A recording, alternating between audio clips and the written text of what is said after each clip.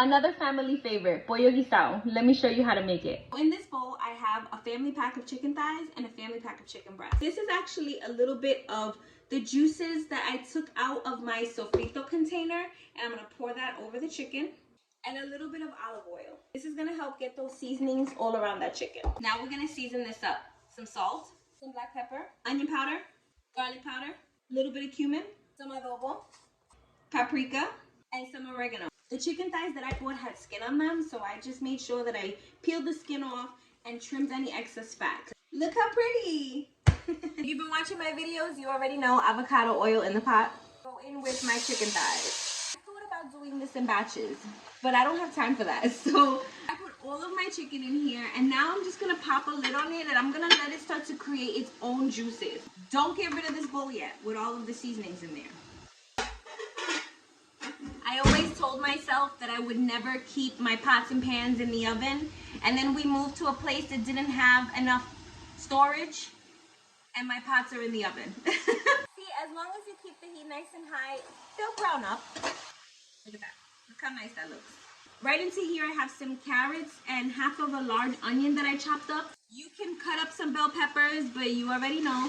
I'm going to use these last 3 cubes of garlic that I have in here. And of course, a nice big spoonful of sofrito.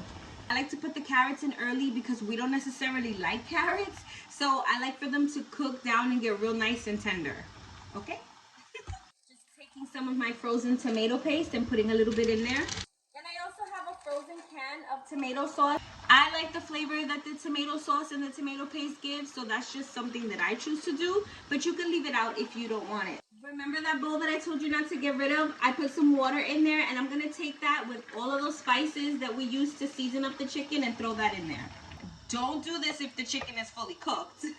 Do not put raw marinade in there. But everything's going to cook together. The chicken's still not done yet. Just a little bit more. I want this completely submerged in water. Now, of course, we season in layers. So I went ahead and all the same seasonings that we used for the chicken, I just put it on here, minus the paprika, because we're going to throw in a packet of sazon. I need to find some good bay leaves. Look at the size of these bay leaves. Because they're that small, I'm going to put 2. And you already know how I feel about these.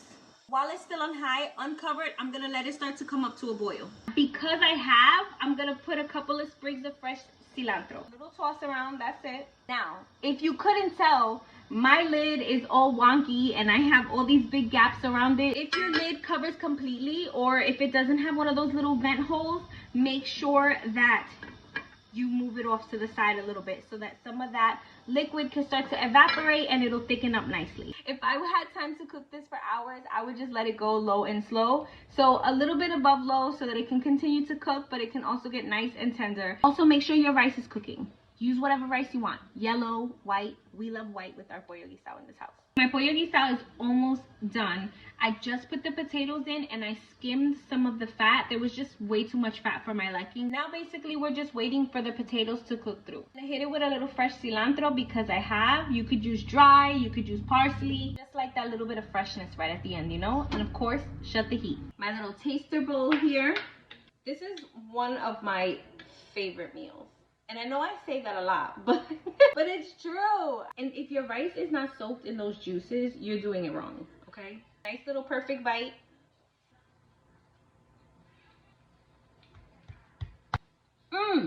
The chicken is so tender. Look, with a spoon, I'm shredding it apart.